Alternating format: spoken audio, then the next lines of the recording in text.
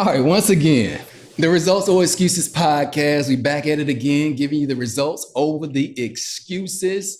Today's gonna be a great day. I've been busy all week long, getting myself together as usual from a self-development standpoint, working continuously on some products that I want to release early next year. So keep me in your prayers about that for sure. It's been a pleasure learning from people who have gone through a successful space that I didn't exactly succeed in, man. So I started not to have this guy on this platform because, he's doing something that I failed at and lost $50,000 in this space. But I decided to have him on to embarrass me anyway. Our guest today is the co-founder of Life Tagger. I'm going to let him tell you all about Life Tagger and what that's all about. And shout out to his co-founder, Kendrick Pullen, that's not here. But today's guest on the road is Marlon Brown. Marlon, welcome to the road, my friend. Hey, man, thank you for having me, man. It's a pleasure to be here, man. Hey, man, I appreciate it, man. We always get a chance to talk from time to time, maybe not routinely, but, our kids are friends. They chop it up. They spend time together, play ball together, and fast recovery for Christian. Yeah. Man, I know you hurt your knee, man. You tore your ACL, so definitely the prayers up for you, man.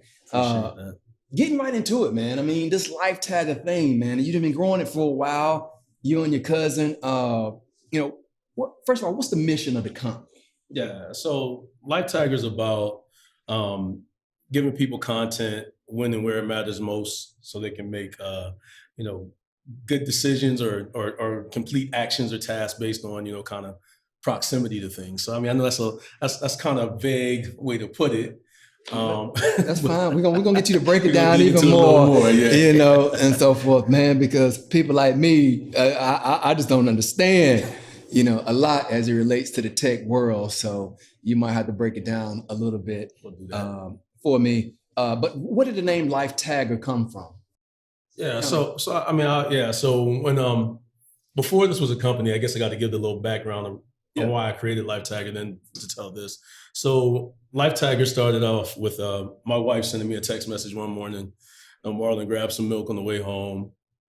9:00 in the morning, I get this text. 5:00 in the afternoon, forget the milk, of course. Oh yeah, right? Oh yeah. And I'm a software engineer, so I was like, let me just make you an app where you can attach that message to the Walmart I'm going to pass on the way home, and then it gets triggered as I pass the Walmart to get this milk. And so I thought of it as her putting my mission at the Walmart, right? And then me being able to carry out that mission once I got to the Walmart. And so I thought about it like how the cavemen used to put their hands on the wall to mark their spots. Okay. And so they're tagging that they were there. And so like allowing her to tag the moments in life that I need to get stuff done. So basically that's kind of where the name came from. And honestly, sometimes you pick a name for a company because the domain's available too. Man, I appreciate the honesty on that. Yeah. But I mean, it did have the original logo was kind of a wall with like a painted hand on it. Okay. So yeah. I like that, man. I didn't know that particular part. So I got a better understanding, where the hand comes from. Yeah. When you gave that caveman scenario. Think of it as digital hieroglyphics. There you go. For the technical people and the high level minded individuals. Have you always been tech savvy? I mean, is that kind of been your thing, man? I mean, tell me about the journey, from a kid, man. I mean, yeah, I've been in tech for a long time as an adult, but as a kid, that wasn't going to be my route. I actually went to school for biology pre-med at Xavier University in New Orleans. I did about 2 years of that, and then I just decided I wanted to switch to computer science. So I came back to the College of Charleston, studied computer science. I don't look at myself as a person that likes to write code, but I look at myself as a person that likes to build products. I like to solve problems, and code is the tool to help me build a product or solve a problem. And so, so I was always like a tinkerer as a kid. I would take things apart and figure out how they work. And then if I didn't have something or my parents couldn't afford something, I try to find a way to build it. So I was always like that. But as far as tech, once I started studying computer science and I had some ideas that I wanted to put into the world, started writing code to do that. So, and Wow. See, I was always a kid that broke things, man. Didn't know how to fix it. Just waiting for mom and dad, hopefully, to buy something else. For sure, man. I respect that because I'm always curious on how the journey is. Somebody built just to be a freaking tech guy, or did you just kind of just find out that, and you were being transparent because psychology was my degree, right? And I just knew that I was going to be a psychologist, or at least somewhere in that, dealing with human behavior. And then I graduated from school and I'm selling cars. Yeah. Right. And I'm good at it. And I'm a salesperson. And before you know it, I'm kind of moving up the ladder there. But which brings me to, the space that I'm operating in now with mental fortitude. And we'll talk about that just a little bit. But I do want you to share with me on setting goals, man, because you have to put some things on paper to get the company going, right? We can't just talk about it in the garage the whole time. Yep. I mean, we got to set goals, and we're going to talk about your relationship with your cousin as well, because, family versus partner versus, I know you probably got some interesting discussions, but to his defense, we're not going to drag you or nothing, on camera, but he might. Okay, we'll edit it now. A good deal. But, talk to me about setting goals and how you're able to handle delays. Yeah. So the good thing about being in software and working with some major companies, you learn these methodologies. And it's not just software that can do these methodologies, but they're called agile methodologies. And we use this process called Scrum. And what happens in this process, and it's a process to make sure you get stuff done. That's the whole purpose of it. And so every 2 weeks we have what's called a sprint, right? And at the beginning of that 2 weeks, we set what we want our goals to be in the next 2 weeks, right? And so it needs to be something that's quantifiable. It can't be like, we want to sell to a bunch of people. You can't say stuff like that. You gotta be like, we want to make 3 sales, right? And we want to make 3 sales in this industry, right? Or we want to build this new feature for the applications, et cetera, right? And so then we we list all the tasks that are required to get those 3 goals done or whatever, 4 goals. It could be how many goals you want, right? And then we put them on, we use this tool called Jira. We put them all on that board, right? And then every morning for 15 minutes, the whole team gets together and we talk about what you did yesterday, what you plan on doing today. Accountability. And what roadblocks you have. So it's more than just accountability, but it's transparency, it's accountability. And it's also like sometimes roadblocks could get removed by somebody that you're not directly talking to. So if everybody knows your roadblock, then anybody can try to remove it, right? And so, and then that accountability piece, because nobody wants to walk in the meeting and be like, I didn't do anything yesterday. Absolutely. So there's some of that. And so at the end of the 2-week sprint, all the stakeholders get together, whether it's our customers, the exec team, our exec team, even our marketing team, like that's not even part of the company. They all come and they see the new features that's going to be released. They see the sales and we're going to celebrate it together. And now the whole team's on the same page about what they're selling, what we're building, what people are buying, and so there's a whole plan just to get small chunks of work done. So you can't bite off, like, you're not going to solve the whole world, like if you don't plan the next 2 weeks, right? You're not going to solve it. Right. Yeah. Right. So we bite it off like that. So we are very intentional about how we work and how we get stuff done. Yeah. Respect. And that is definitely important. And that's a lesson in a discussion with what you just said, the fact of setting goals and how you guys actualize them. One thing I want to share with you or bring up next is what I like to talk from guests from time to time, because, talking about tech to me is one thing and feeling confident because of my lack of knowledge. But talking about tech to another tech genius, how do you face imposter syndrome sometimes, man? I mean, so, when I'm talking to other podcasts or either other car guys or anything like that, and I think they know a lot more than me, it was something that I had to overcome, because all I know is all I know. But, how do you deal with that? Yeah. I mean, and do you face it? No, I do face it. I mean, I've been doing tech for a long time, so I won't say I face it a lot in tech anymore. But I mean, there are people that know it better, do it better, and actually, I just try to hire them. So, so I mean, I don't. That's it. Yeah, I want to hire people smarter than me. You know, they don't need more of me, right? But if it comes to like talking about having a sales call, right? I'm just not good at that. I don't like doing that. Like, and that's just not my thing. So I do feel like nervous in the room when we're trying to make sales and stuff like that. And that's Kendrick's strength. That's Kendrick's strength. That's why I made him my co-founder, right? There you go. Yeah. And so and so in those moments, you know, I recognize where I'm flawed at. And first of all, this is what it is. Right. I recognize this is going on, and I just take a moment, breathe, and say what I know, and if I don't know, I say I don't know.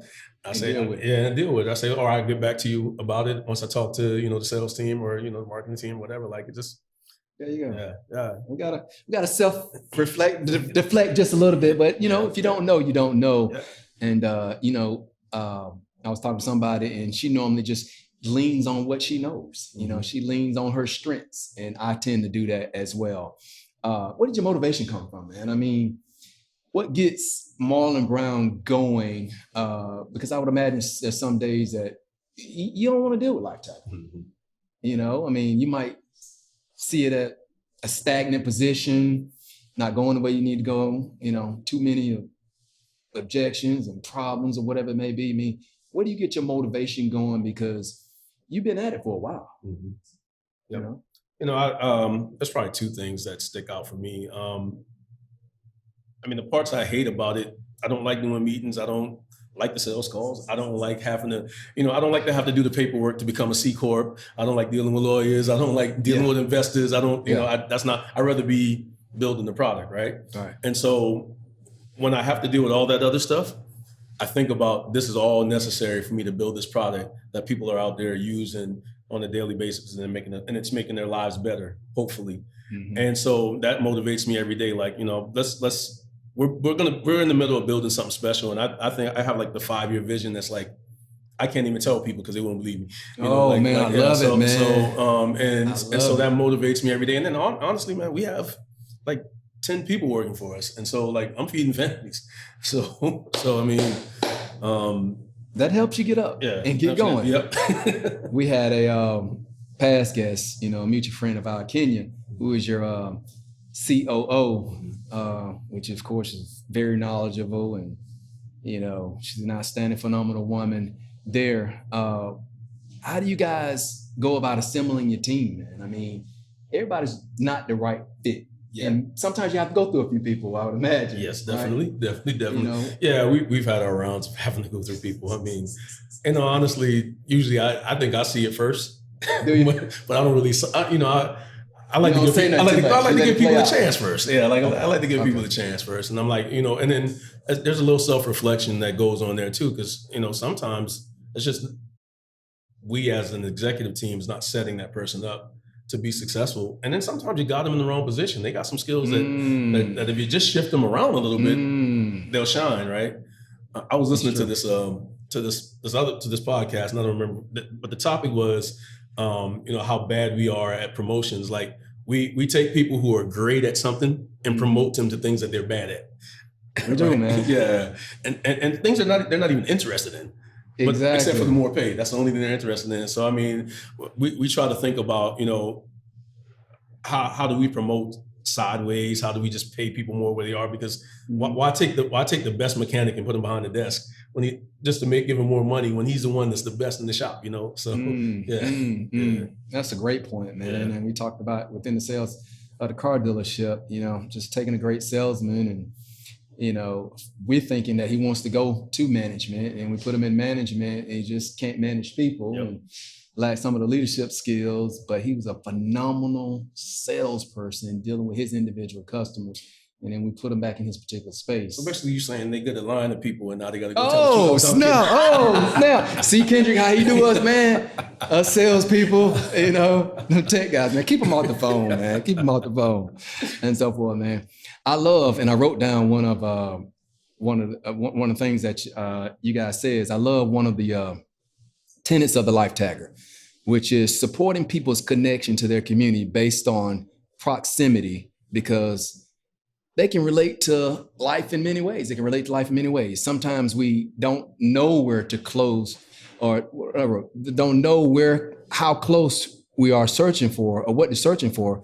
Our goals we might need to help stay on course. And I'm trying to read my own handwriting, but not to deviate off. So basically, I think I was saying was the fact that sometimes we don't know how close we are to our goals. Mm-hmm. Yep. Right. And we tend to deviate off. And I was just trying to relate it to the Life Tagger app and how it supports as far as the connection wise. Give me some of the advantages, man, of Life Tagger and why Row Nation needs to download this application right now. Yeah. And so, and let's say more than this, like it's not just an application, right? So I'll tell you what so Life Tagger, let's go back to the milk story. Right. So my wife, through text messaging, the only option she had was time. When she hit send, it goes to me right then at that moment. All she had is that time. Okay. What I did with location is I put a different context on it. Now she can choose time or she can choose location. What if I can choose time, location, and what table a person's sitting at? Or I can choose time, location, and the QR code they scan.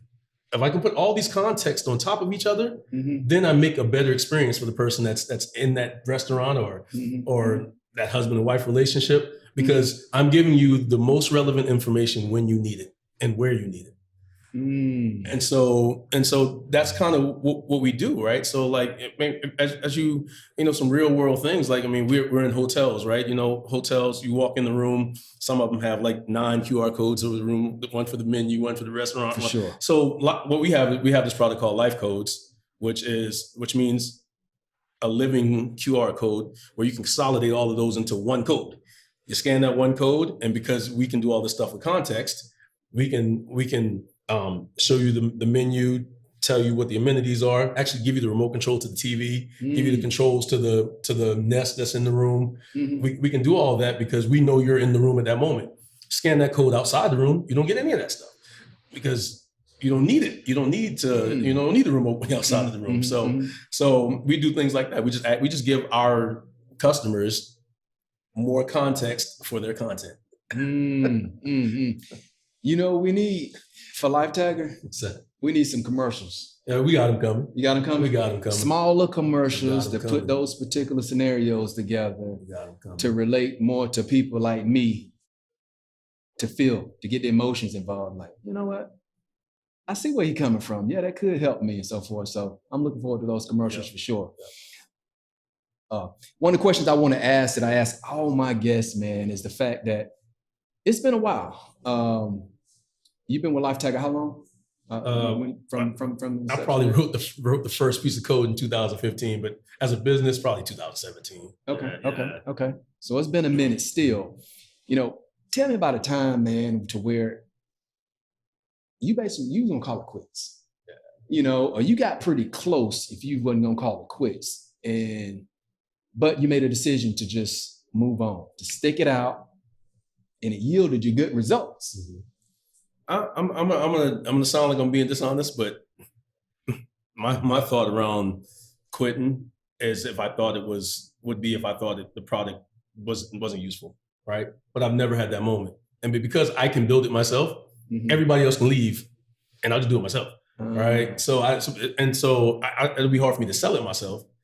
But it doesn't cost me anything but my time to actually make the product and make improvements on the product. Okay. And I just have that skill set. So I mean, I know everybody who starts a business doesn't have a technical person that starts it or whatever. You're doing a tech business, right? Like you. So I'm giving you the middle finger right now. Yeah, you give me the middle finger, really. Yeah, you know what? I mean, honestly, bro, I'm gonna tell you, I commend you for trying to do it without a technical co-founder, man. Because I don't know how you would do it. It's so expensive. Man, that's where all my money went. Yeah. I was like, man, when we gonna get to the sales part, the marketing part, or whatever it may be, so I can kick in my skills. Now, you know, people come to me and like, hey, you know, what is it gonna take to build an app? I'm like, man, got $250,000. Exactly. It's not like a website. Our app is not a website. And I'm complaining about 50. But man, that's a long story, man. I built a fully functional app too. Almost. But anyway, we got to a particular point to where I built it wrong, or I had it built it wrong, and we needed something else. And it got all confused and messed up. But, mentorship is important. So that's one thing I will encourage you to do, listeners. Mentorship, seek out the right advice, the right expertise, and just move at your own pace. Don't be eager to get it done. Just like me, stroke a check, because before you know it, I was just stroking check out of check out of check. And but it was an experience. I had to go through it, right? And it encouraged the podcast as well. But on that note, I will say it's definitely very important to recognize what you can't do, right? And it's okay to, like, I did it with my co-founder. A lot of people don't want to give up a piece of the business, but I mean, my mind is, I plan on selling for multi-billions. So what, give them a little piece. Why does it? Yeah, exactly. Why does that matter? Yeah, it don't, man. And that's one of the things I struggle with too. Mm-hmm. Still to this day, it was a failed car wash out, but I maintained 100%. Mm-hmm. If you can do that, that's great. You can do that. That's great.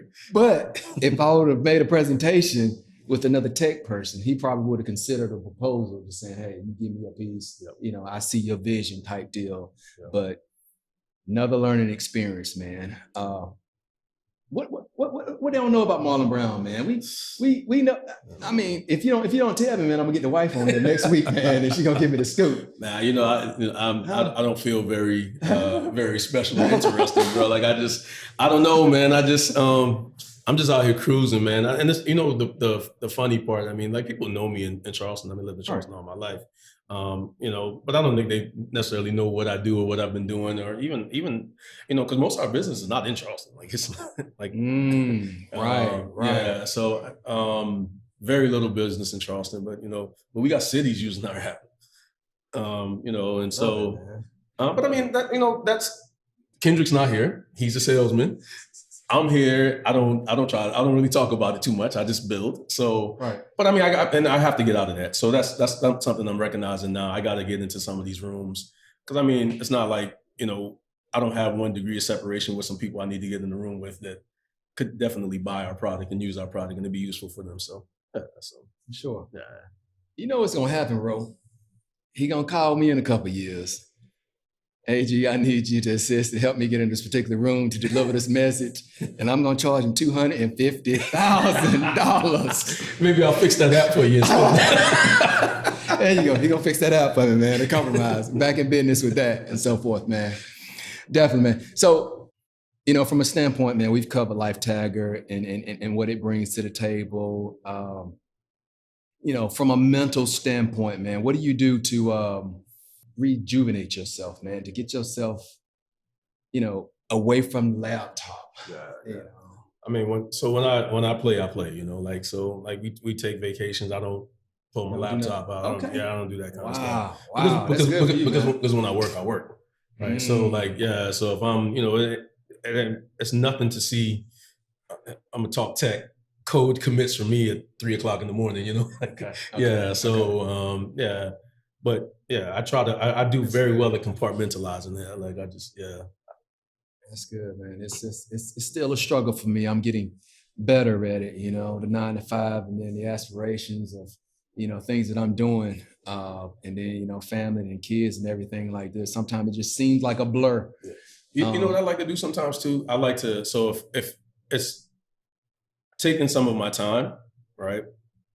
And I don't see myself, I give myself a figure. I'm worth $200 an hour. Let's just throw a number out there. Mm-hmm. $200 an hour. Mm-hmm.